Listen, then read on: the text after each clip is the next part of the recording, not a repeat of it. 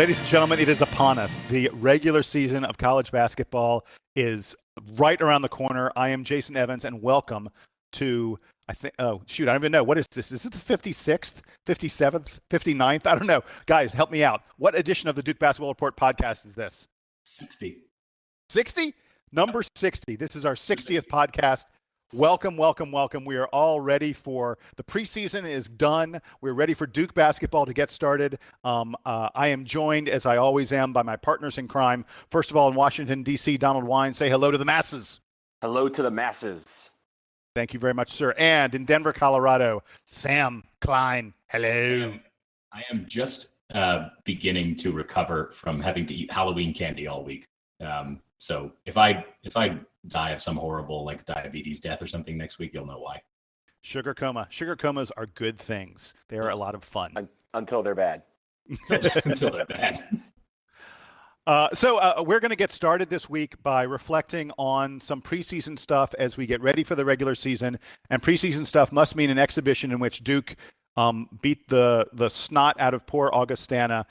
If I told you that Duke was going to be really sloppy on offense, that we were going to shoot really poorly, but we were still going to win by like 60 points, you would probably not be that surprised because that's what these exhibitions are all about.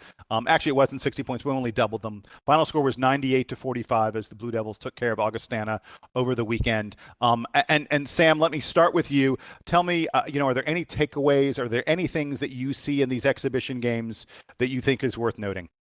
This might have been the dumbest exhibition game we've ever seen Duke play. And for a number of reasons. One, Augustana didn't have any especially big players. So getting rebounds was like almost a joke for this Duke team. They won the rebounding margin. On the rebounding margin, 59-26. What were you going to say? Yeah, I was going to say, are you saying you don't expect Duke to more than double the rebounding total of our opponents all year? I do. No, I do.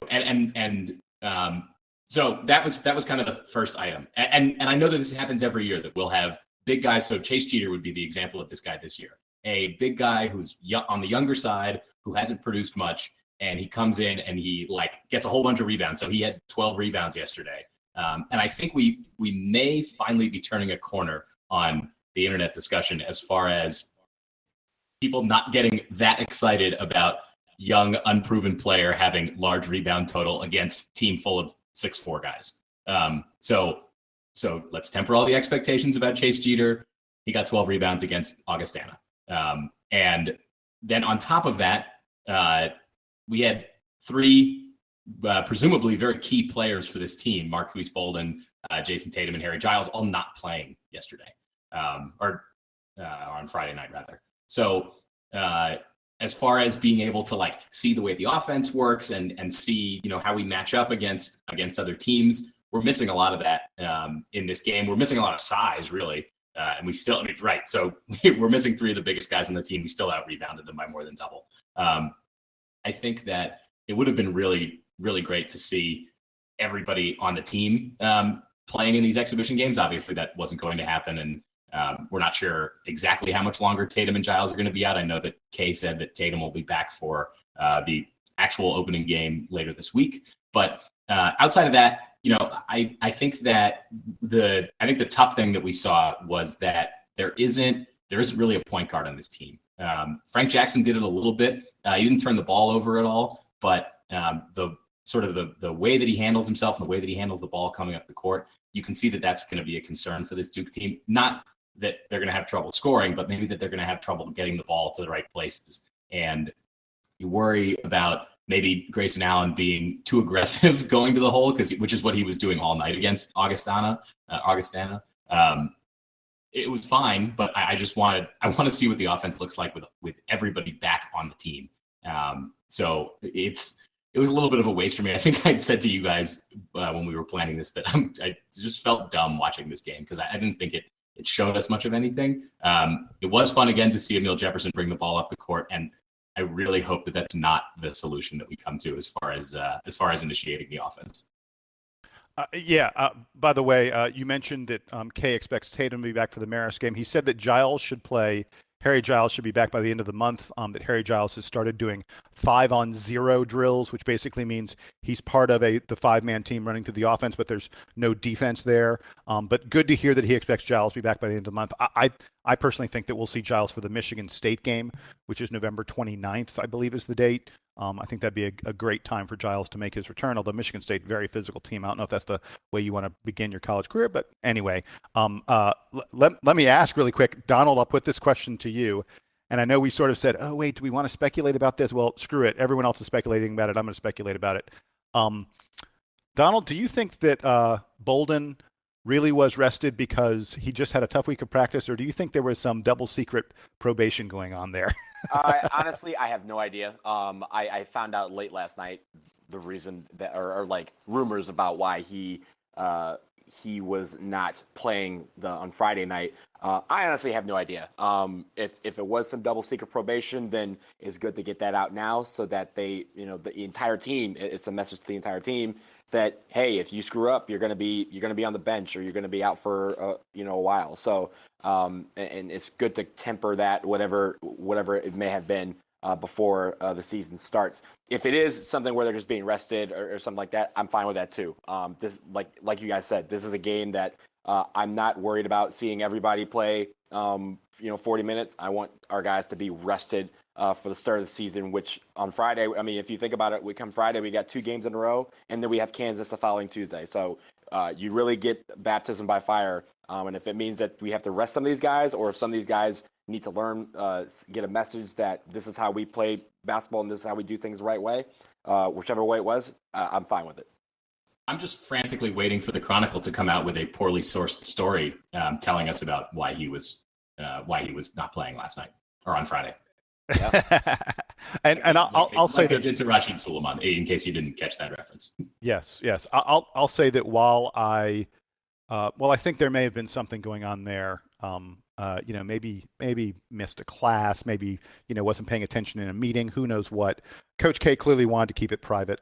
I'm fine with Coach K keeping it private. These kids are under so much of a microscope at such a young age.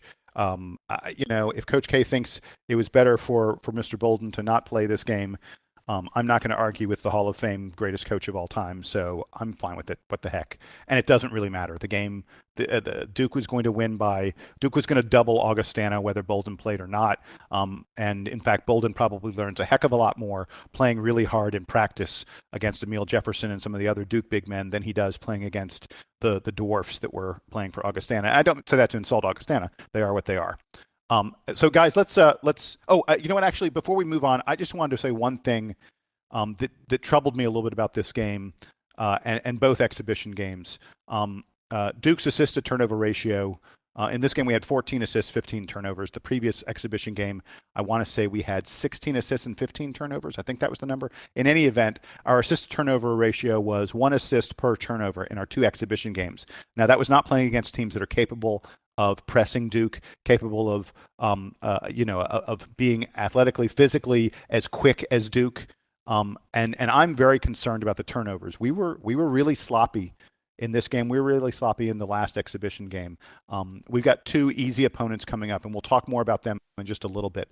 But if you want a warning sign for the season, keep an eye on those turnovers. If Duke is hitting 13, 15, 16 turnovers a game regularly against good opponents, we're going to be in some trouble. We're going to struggle.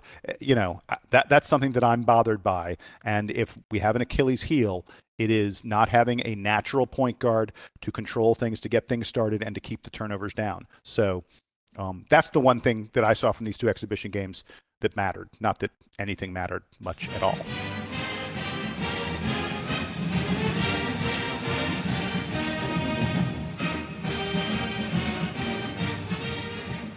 We're going to move on. We're going to do something that we did last year that was a lot of fun. We're going to do predictions. There are a bunch of statistics and other questions that we've identified, and we are going to make our predictions as to who on Duke is going to lead the team in various categories and some other stuff like that. And guys, I'm trying to remember, gosh, I think I forgot who won the prediction battle last year. Who was the best predictor among the 3 of us? It definitely was not me. I know that. And it almost was me. But but it wasn't. Well, let's see. If it wasn't Donald and it wasn't Sam, gosh, it must have been Jason. Yes, It was I Coach was K. the victor. That's what it was. Coach K. I was the victor last season. I plan to be the victor again this season. We will kick things off with the easiest one. I bet all three of us are going to pick the same person.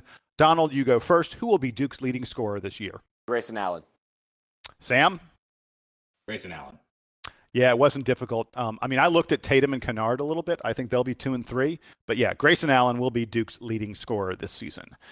Sam, I'll let you start with leading rebounder, and I bet all three of us will have the same guy for this as well. I'm taking Emile Jefferson. Donald? Funny. I'm taking Emile Jefferson. Gosh, that makes it 3 for 3. I'm also taking Emile Jefferson. But I've got a quick question for you guys. Are we talking total rebounds or rebounds per game? Total rebounds. Last year we did total rebounds, total points, total assists. We didn't do the averages. So I think that's what we're going to do this year. Okay, Although, that's should we consider doing it as averages and making sure that they're the averages by games you actually played? Because I think we should. Let's add a category. Okay. Let's add a category, I think this is a good category to add it in. Leading average rebounds per game average. Yeah, I'll go first. Some block shots might be the only ones where it really matters. Mm-hmm. I'll go first, and God, I'm so tempted to say Harry Giles. I really am. The leading rebounds per game. Would. We're adding rebounds per game. Okay. Yeah, we're adding rebounds per game, and just to be fun, I'm going to say Harry Giles. Donald? I'm still going Jefferson. Sam? Oh, it's so tempting. I think I'm going to stick with Emile as well. Y'all are cowards. But I'm tempted to take Marquise Bolden though. So I'm just letting you guys know. Ooh, that's interesting. All right, we're now to assists, and it's my turn to go first with the picks. By the way, I want to point out in our 2 exhibition games, we were led in assists by Frank Jackson and Emile Jefferson. But I'm going to pick Grayson Allen. I think he's going to play a lot of point guard this year. As prep for the position he's going to play in the NBA. I think he's an NBA point guard. And so I'm going with Grayson Allen. You got to pick whoever's going next. You're in charge here, bro. Oh, yeah. Sorry about that. So, Sam, go next. Okay. I had to think about this one a little bit. I think that you could pick Grayson Allen. That's a totally reasonable pick.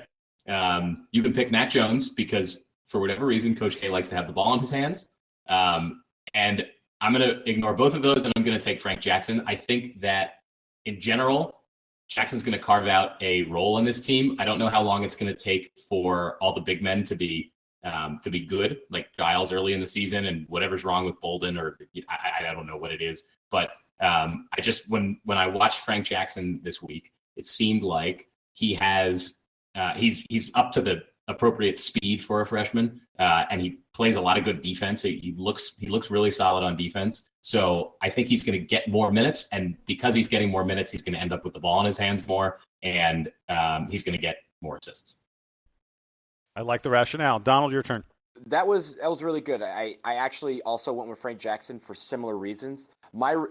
Different from your reasoning is I thought it was down to Matt Jones and Frank Jackson. I went back and forth between the two of them. In the end, I'm looking at total assists, and I think that while right now Frank Jackson is not our starter at point guard, I think by the end of the season he will be. I think right now, as you said, he might earn his points or earn his minutes on the defensive end, where he actually won't get a lot of assists. I think it'll be where he's the benefit of steals, where it's fast break transition, and he may be getting those points as opposed to those assists. So in the end, I thought he's going to come on later on the season when we actually really need him the most, and I think that is why he's going to just eclipse Matt Jones for total assists. Interesting that you didn't even think that last year's leading assist guy is in contention. I thought about him as well, but in the end, I thought that this is a different team than it was last year, and that difference will be that we'll be able to distribute the ball around a little bit more, and Grayson Allen will be able to take more shots and assume more of the role of being the scorer. Okay. Well, I got to tell you, I'm surprised neither one of you went with Grayson Allen. I mean, you've got a guy returning to the team who was the leading assist guy last year. just like last year, we don't have. I mean, we got less of a point guard this year than we did last year. Last year, we at least had Derek Thornton. I'm really surprised, but hey, that's good for me because this is yet another proof that I'm going to win this contest.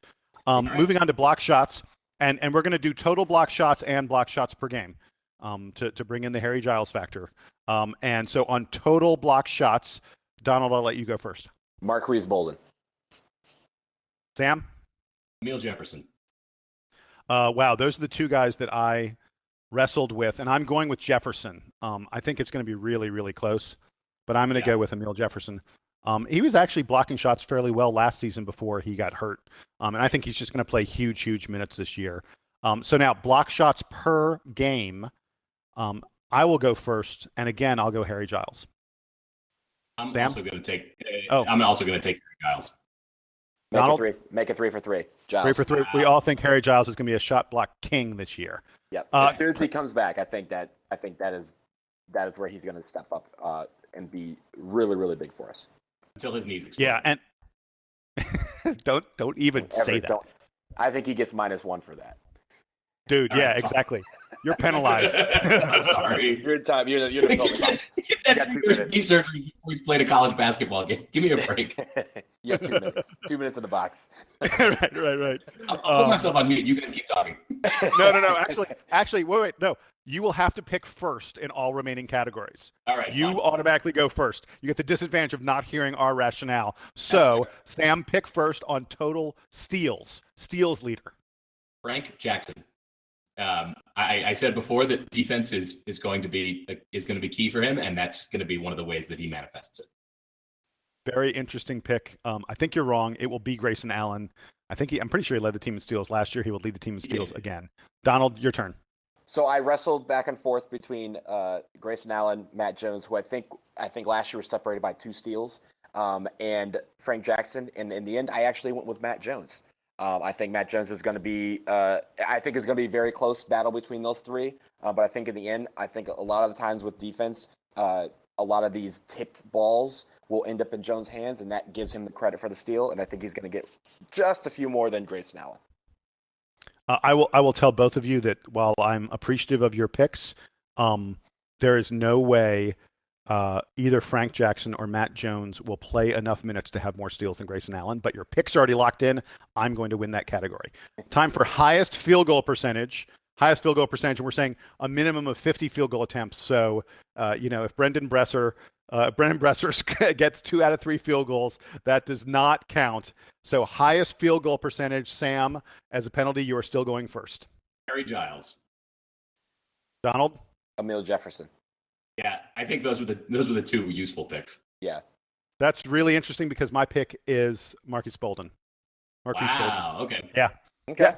He's going to do nothing but dunk all day. I predict that he won't take many shots other than slam dunks. Actually, if I'd been really smart, I would have taken Chase Jeter. Chase Jeter may take nothing but slam dunks all day, but I'm going Marquise Bolden. He actually might not have 50 attempts. Yeah, you're right. Could be close. I mean, I debated on that one with Giles if I thought, because if he's going to miss so much of the season, then he won't get there. But as soon as he's in, he's going to get, 5 to 6 opportunities a game at least. So he'll be fine. But like with Jeter, I don't know that he'll get 50 attempts. I actually think you guys are probably right about Jefferson. But I suspect that Jefferson is going to come outside a little bit more, take a few more mid-range jump shots, something he wants to show off to the NBA.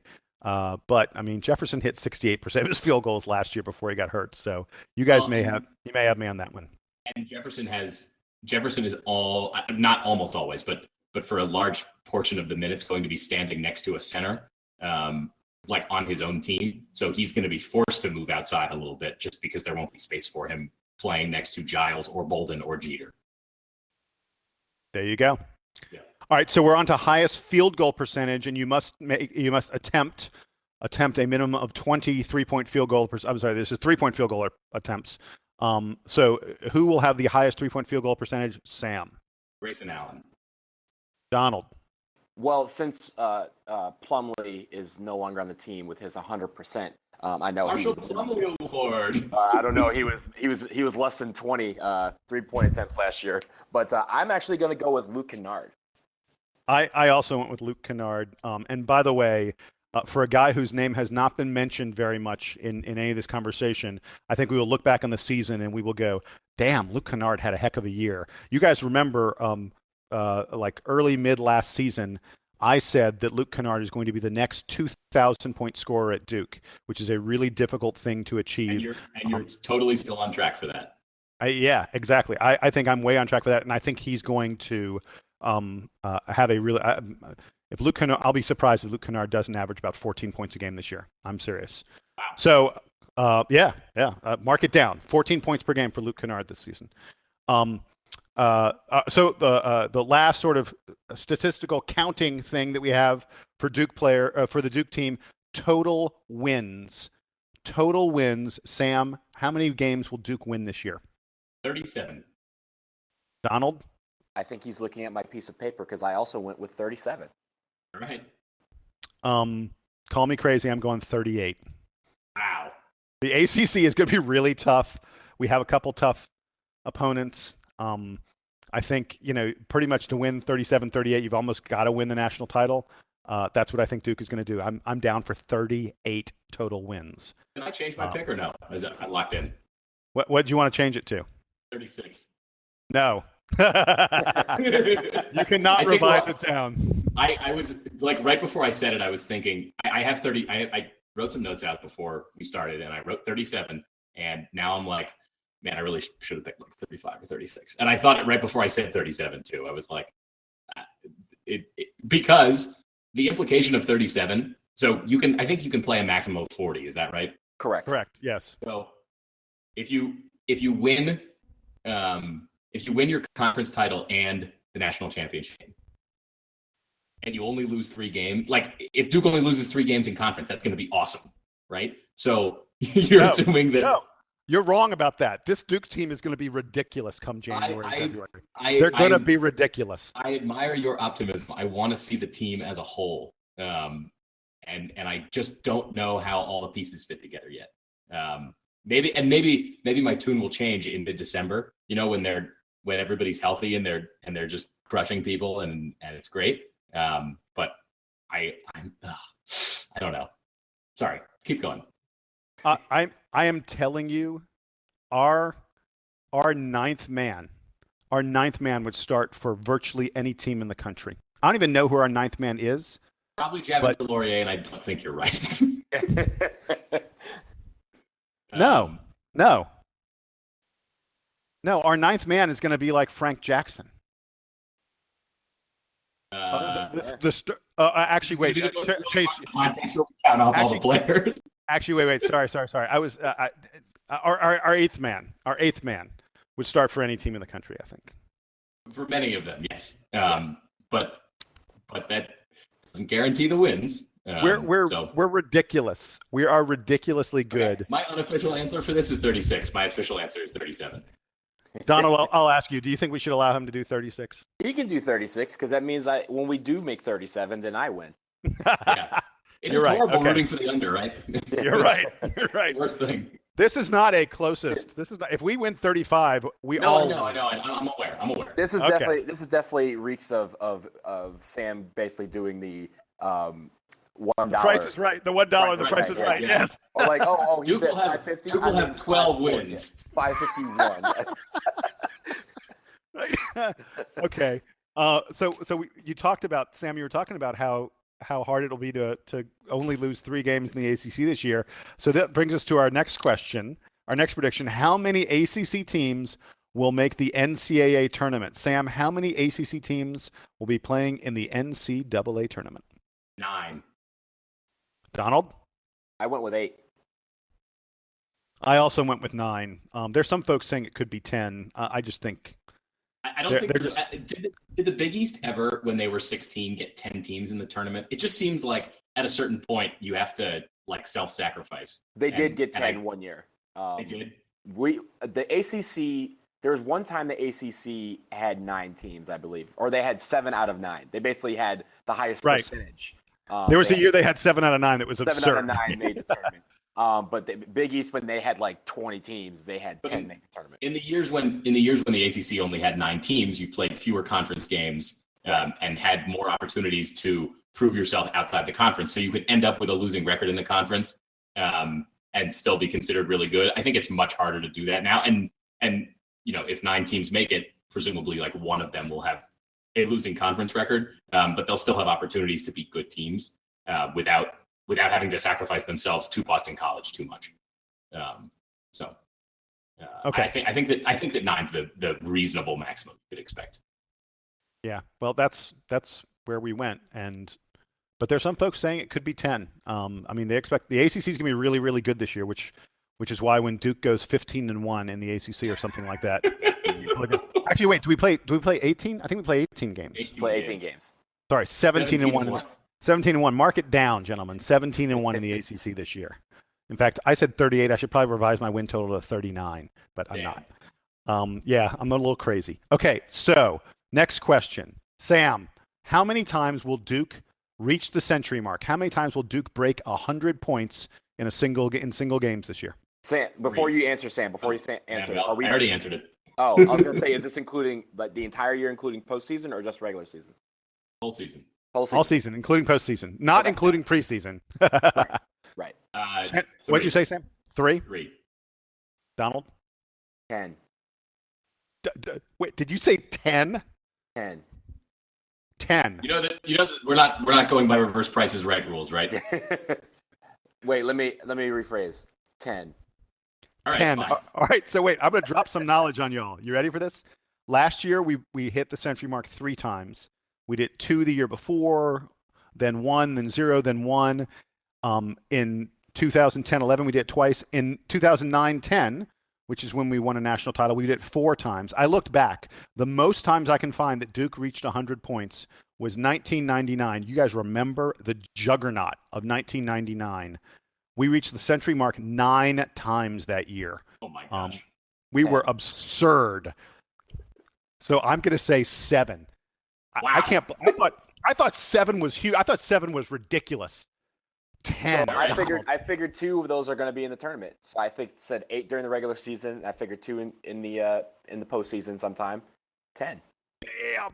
10. Wow. I really hope I'm right on that too. That would be. I do too. That would be a lot of fun. I would strut around if I get this one right. Well, would you rather you be right about that or Jason be right about 38?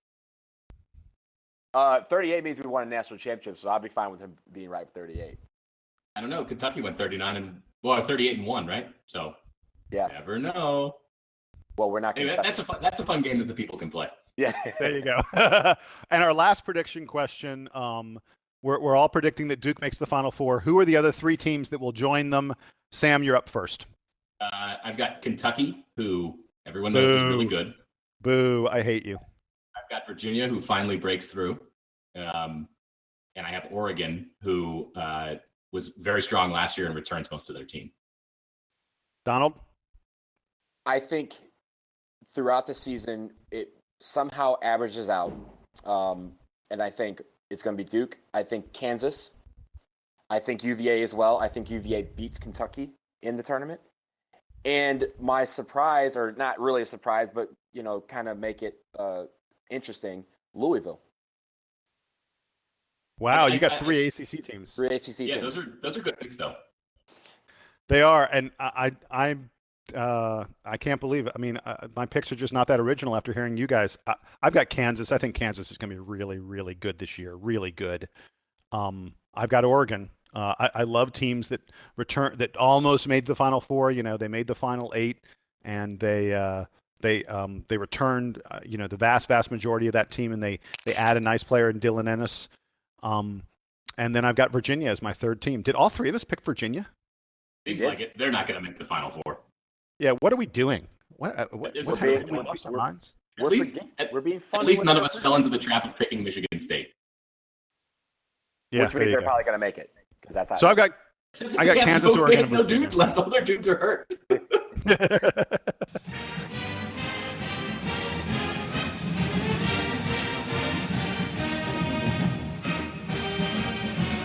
All right, so the preseason and predictions and such behind us, we are now going to turn to the regular season. It is here, it is upon us, and Sam, you drew the short straw. I know you have done a little bit of previewing, of looking at our first two opponents coming up next weekend, Marist and Grand Cayman.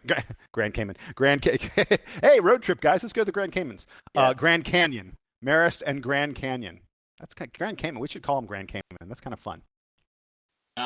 Yeah, so here we go. It's so this weekend, Duke plays Friday and Saturday. It's the Basketball Hall of Fame tip-off, and it happens all at Cameron Indoor Stadium. So Friday night, they're playing the Marist Red Foxes. I'm going to sprinkle in here some trivia for you guys and see if you know anything about these schools. So the Marist Red Foxes, does anybody know what town they are from? I didn't even know they were the Red Foxes. They're from. Yeah, I should have asked that. Take a swing. Are they from Syracuse? They're. You know what? You're in the right state. They're from Poughkeepsie, New York. New York. I knew they're from New York. I knew So why. that's good. The background to that is we were supposed to play Albany, but Albany is a public school, a state school that was forbidden from traveling to North Carolina because of the HB2 rule, which is what we discussed a few weeks ago. Oh, yes. All right. They play in the Metro Atlantic Athletic Conference, the MAC. Their head coach is Mike Maker. And do you guys know who the highest draft pick from Marist was in the NBA draft? Oh, he was a really tall guy. He was like 7'3". Yes, he was. Mark Eaton? No, like Rick Smith. A very short name. Louis Rick Blob Smits. or something. I don't remember. Rick Smits. Rick Smith. It was Rick Smith. Okay. Yes. Yes. He played a long time in the NBA. He was pretty good. Hey, I'm impressed. That was pretty good on my part. That was good. Yeah. I mean, I don't remember Rick Smits being in college because I am only vaguely aware of his NBA career. So, Yeah, well, I was born and I think he had just got drafted in the NBA with the Pacers. I don't remember him from college. I just remember seeing Marist on his stuff when it came up every now and then. So they the Marist team here this year returns 6 of their 7 top scorers from last season. So they basically have the whole team back. But they went 7-23. Here were the teams they beat: Dartmouth, Manhattan, Army, Brown, Siena, Ryder, and Quinnipiac. They didn't play a single game against a power conference team. And I was trying to be liberal in including power conference teams. They went 4-16 in the MAC, and their 3 returning top players, by my estimation, are senior guard Khalid Hart, who averaged 20 points a game last season. So I think if you want to talk about early indicators of which player on this team Coach K trusts the most on defense, see who's guarding Khalid Hart.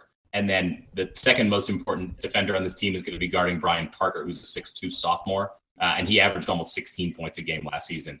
And Brian Parker, just as an example of this team not being very good, Brian Parker at 6'2" is the returning leading rebounder from last year, and he averaged 5 rebounds a game at 6'2".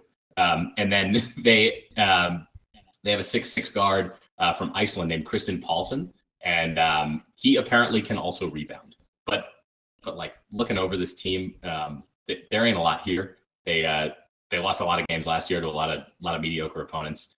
They obviously didn't make the postseason, and as it comes to Duke trying to schedule good teams from bad conferences, obviously the whole politics of the state of North Carolina gets into this a bit. But I don't think this is a team that Coach K wanted to be playing. But here we are. And if you think that Marist is going to come any closer than Virginia State and Augustana did, then you have a lot of confidence in head coach Mike Maker. So that's what I got to say about the Marist Red Foxes. Any questions?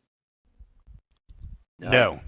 Wonderful. No. Let's tell us move about on. Grand Canyon. But wait, before you tell us about Grand Canyon, did you see that Grand Canyon had a nail biter of a exhibition victory the other day? I did. And I don't think I wrote the exact quote. But so we'll start. We'll start by asking you, do you know who the head coach of Grand Canyon is? No idea. No. He's also a white person who played in the NBA.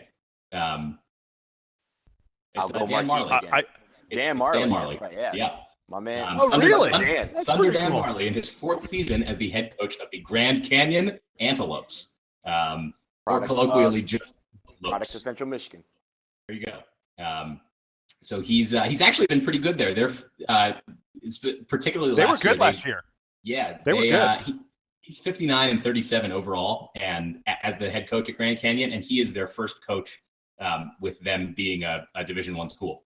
So there was some controversy allowing Grand Canyon into Division I. I don't know if you guys remember this from a few years ago, because they're a for-profit research university, and they've gone through a couple different sort of incarnations as a school, but most recently they were purchased by a company called Grand Canyon Education Incorporated in 2004, and they're now a for-profit university, which is pretty rare among Division I. I think they might be the only ones. So it's a little strange that they're in Division I to begin with. But that being said, as I said, they had a really good season last year. This is going to be their last season being ineligible for postseason play, which is, I guess, the penalty when you move up to Division I.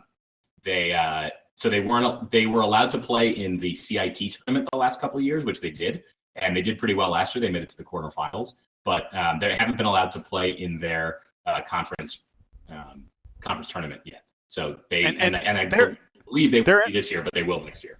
I was going to say they're in the WAC. I mean, it's not like they're in a horrid conference. No, the WAC is they went 11-3. They went 11-3 in conference last year and came in second place. So that's pretty good.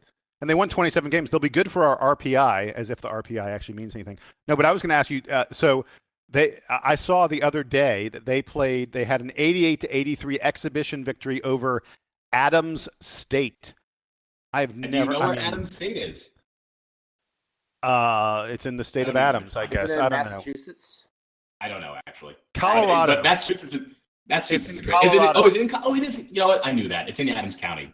I apologize to the at least 3 people in Colorado that I know who listen to the podcast that I didn't know that Adams State was here. They're in Alamosa, Colorado. Yeah. A lovely place, actually. You should go visit there. It's right by the Great Sand Dunes National Park. Really, really pretty country down there. Well, okay. Anyway, that's nice. So they beat Adams State 88-83. Coach Marley had some pretty strong words for his team in the press after the game. So he's not happy with their efforts so far. Hopefully, they can turn it up when they travel all the way from Phoenix to Durham to play the number 1 ranked preseason team.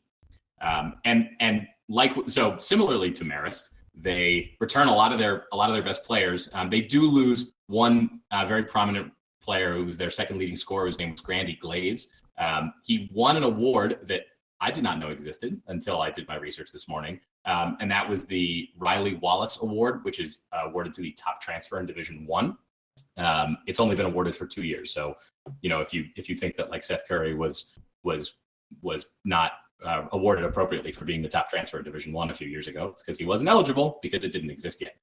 So Grandy Glaze is now playing in the D League. He's playing for the 76ers affiliate, and he averaged 14 points and almost 9 rebounds last year for them. So he was pretty good. They do return their leading scorer, who's Jordan Braun. He's a guard. He's 6'4" and weighs 220 pounds, so he's kind of beefy. And he averages 5 rebounds a game. So there you go. And he was first team all WAC last season.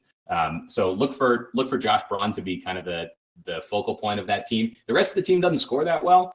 Their next leading scorer coming back from last year is Dwayne Russell, and he only averaged 9.7 points last year. He's the point guard on the team, and he stands at a stout 5'11", 155. So poor kid might get eaten alive. But unlike Marist, this team, as we pointed out, is actually pretty good.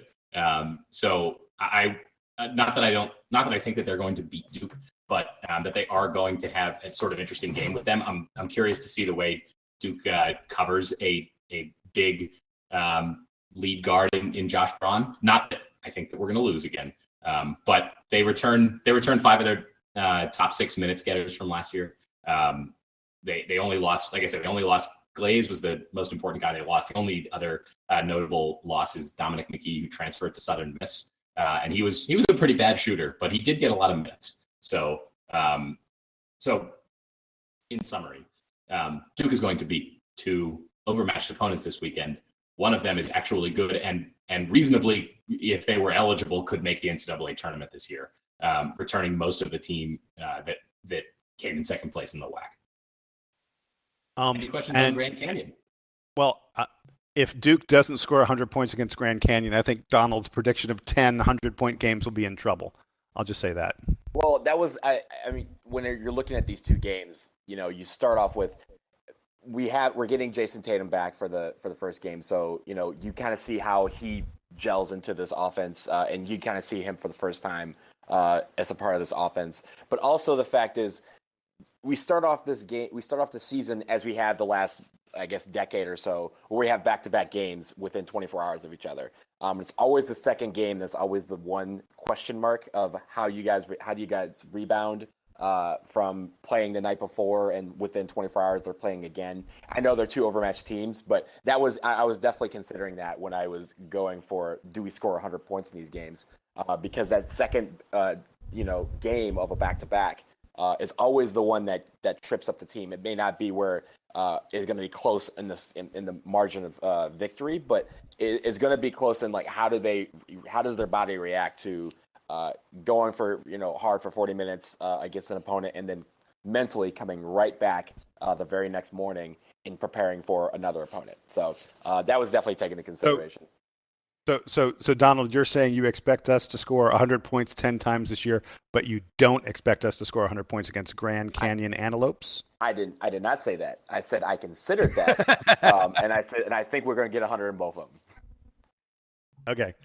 Well, we look forward to it. It'll be a lot of fun, and of course, those two games are just an appetizer, so to speak, before Duke plays Kansas. But there will be a podcast between now and then, so we will preview Kansas a little bit later on. We will have the Marist and Grand Canyon games under our belts before we look ahead to Kansas.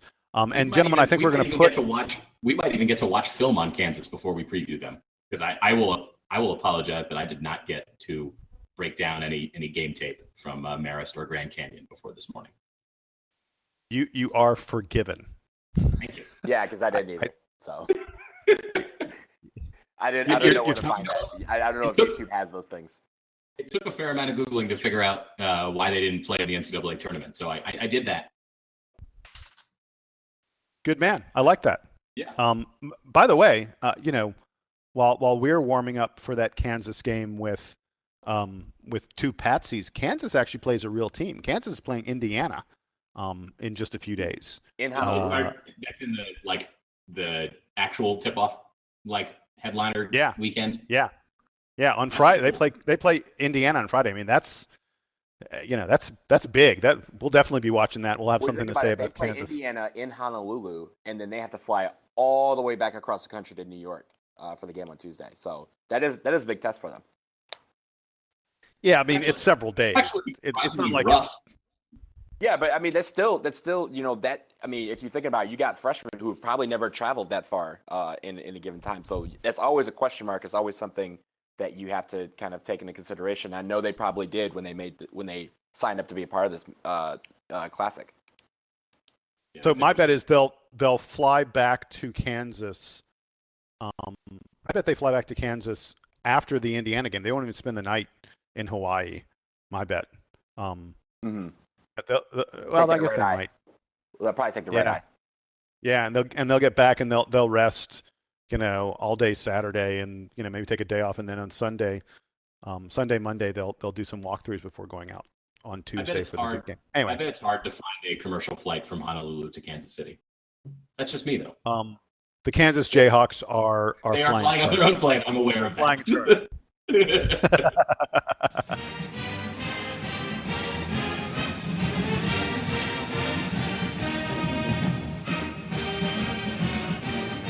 All right, we are putting basketball aside for a moment, and we're just going to we want to talk a little bit about football. Tough game for Duke yesterday against Virginia Tech.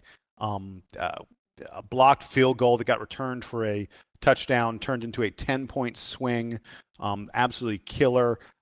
It just felt like, this whole season feels like one of those seasons where, you're an inch away from 5 more wins.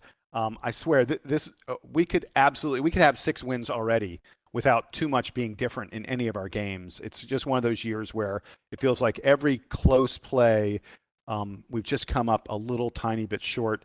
And yesterday against Virginia Tech was no different as we lose to them by 3 in a game that, God, just could have gone either way. And it just shows we can play with anybody, or we can play with just about anybody. But Donald, let me turn it to you. Give me some thoughts on football. I just think over these last 3 weeks, it's been really frustrating. You could see that the guys are, like you said, they're right there. Against Louisville, a couple plays go our way, or a couple calls go our way. We have a chance to win that ball game. Against Georgia Tech, we lost by 3, a couple of inches here and there. We have a chance to win that ball game. And then last night, we had a couple of plays that, if they had gone the right way, we would have won the ball game. Or if we make that kick, they don't have 7 points on the board. We have an extra 3. There's your ball game right there. So I think that's got to be frustrating on the guys, but you can see that it's not curtailing their effort that they put out. I'm not sitting here watching games saying they've given up, because these last 3 weeks, even though they've lost all 3, they have not given up in any one of those games. So I think there's something to be said about that. But right now you're looking at a team that's 3-6. We have 3 games left. We host UNC on Thursday night. We then are at Pitt and at Miami to close out the season. And we need to win all 3 to become bowl eligible. So tall task for us to do, especially with UNC playing so well, and Pitt and Miami notably tough places to play at home. So I think this is where we see, UNC is the game. The entire season is on the line on Thursday. Whether they have a chance to play in the postseason or not will all depend on how they do against the Tar Heels. Yeah, and I'll say that I'm worried about that game. I know we've played some really potent offensive teams, Louisville being the most obvious one, and we were able to keep them down. Defense. I actually think the defense has done a pretty nice job much of the year. But I'm worried about the Carolina offense. Elijah Hood is a heck of a running back, and Mitch Trubisky, the Carolina quarterback. Have you guys noticed he's absolutely being touted as a first-round draft pick in the upcoming NFL draft? And totally reasonably. Yeah. In fact, Mel Kiper, Deshaun Kaiser of Notre Dame, and oh my God, I blanked on his name. Clemson quarterback. Someone help me. Deshaun Watson. Oh my God. Ugh. He hurt his shoulder yesterday. I hope he's okay. Kaiser and Watson, most people say are the top quarterbacks. Mel Kiper has been starting to say that Mitch Trubisky is his number 1 quarterback on his board. So I'm very worried that Carolina could hang a pretty big number on us. They're averaging more than 34 points per game. They have a really, really potent offense. It feels like we can never cover what's his name, Switzer, the running back the wide receiver. Mm-hmm. Yeah, Ryan Switzer, who also returns kicks for them, and it just feels like he's been there for 9 years, hasn't he? Something like that. God, he's their Jamison Crowder, and I believe he wears the same number. So yeah. Oh God. So I'm terrified of this game. Our defense is going to have to turn in one of their best efforts of the year, I think. Sam, what do you think? Well, so Duke's been such a weird team this year. We lost to Wake Forest by the same score that we lost to Louisville by. Mm-hmm. So I can't exactly figure out. And then we lost to Virginia Tech by less, right? We played better against Virginia Tech than we did against Wake Forest. I think that the team is actually getting better, despite the fact that we've now lost, I think, 3 games in a row. That you can see the improvement, especially on the offensive side. Daniel Jones looks a lot more poised under center, or I guess in the shotgun, because that's usually where he is. He's able to run the ball really well for a guy who's pretty big.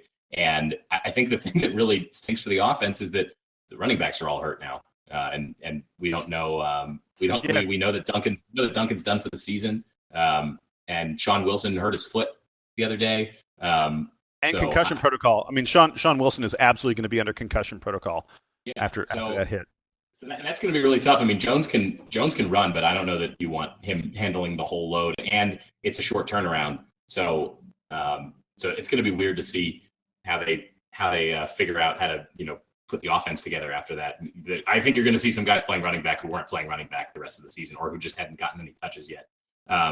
That being said, UNC is probably the best team left on our schedule, and they're really strong. And I know that the UNC faithful had finished their game on Saturday and flipped over to the Duke game because they were rooting for the Blue Devils to come back and win that game because they were tied with Virginia Tech, or they're now tied with Virginia Tech at the top of the Coastal Division. So they have a lot to play for. As you said, and by the way, Virginia Tech has the tiebreaker because Virginia Tech absolutely destroyed Carolina earlier this year, which you would think would bode well for Duke. I mean, we just played basically an even game. You may argue that we were a little bit better than Virginia Tech, and Virginia Tech walked all over Carolina.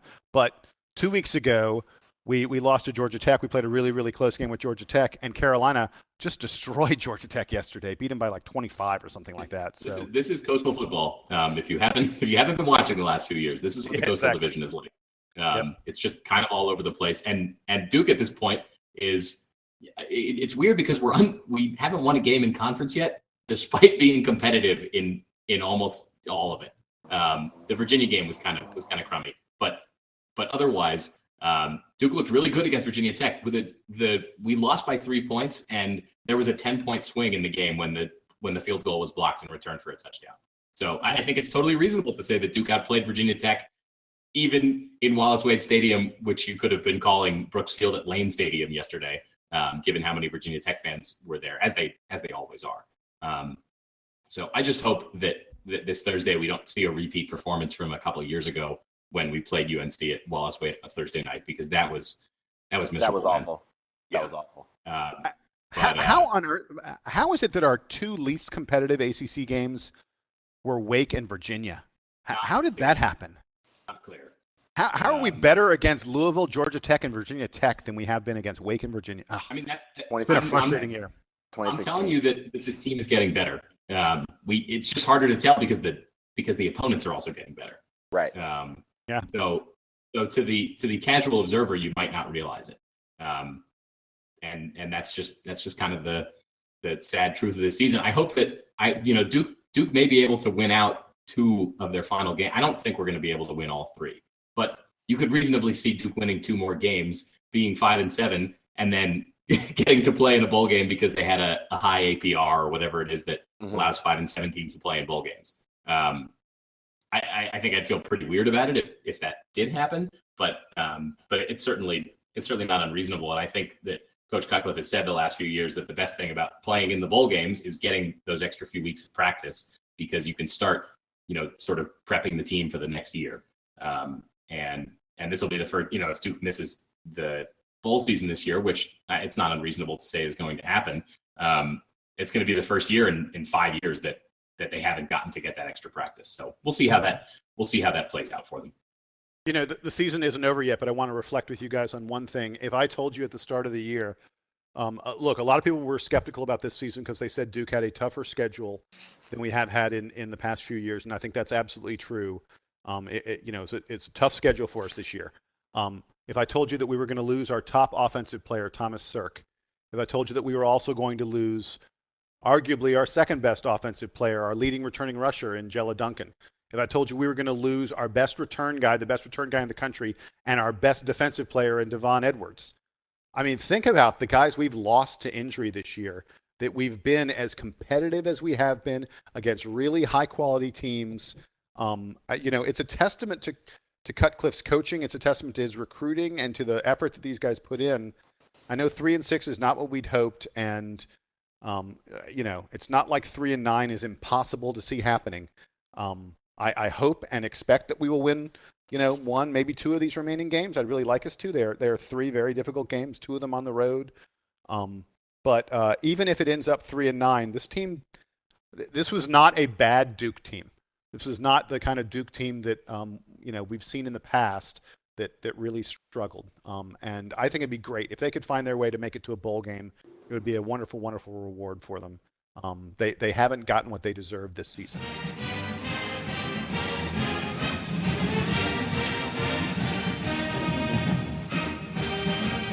So we're going to move on to our parting shots. Donald, I will start with you. What do you want to leave the fans with as we say goodbye to the preseason? Well, so Friday night, as you guys know, is the start of the basketball season. But for me, it is also the start of a journey in the soccer world. The hexagonal World Cup qualifying process begins in Columbus, and I will be there because it is the biggest rivalry in North America, USA versus Mexico. We are going to Columbus. It's the one time this Michigan man is happy to go to Columbus to represent our country. If you are going to be there, look for me. I will be with the American Outlaws all Thursday, all Friday. I actually am going to try and get a TV in the bar to watch the football game, and then I will definitely have my phone on to get for scores for the basketball game as well. But USA, Mexico in Columbus, if you go to one soccer game, this is the one. So hopefully, if you are a soccer fan and you were going to be at Columbus, I will hopefully see you at the party. Yeah, we need a big result there. It'd be great. I mean, get a win against Mexico, get the hex started right. I'm a big USA soccer fan, not 1/10 as big as you, Donald, but I'm glad you gave folks that reminder of that a very important game that is coming up, and we hate El Tri, don't we?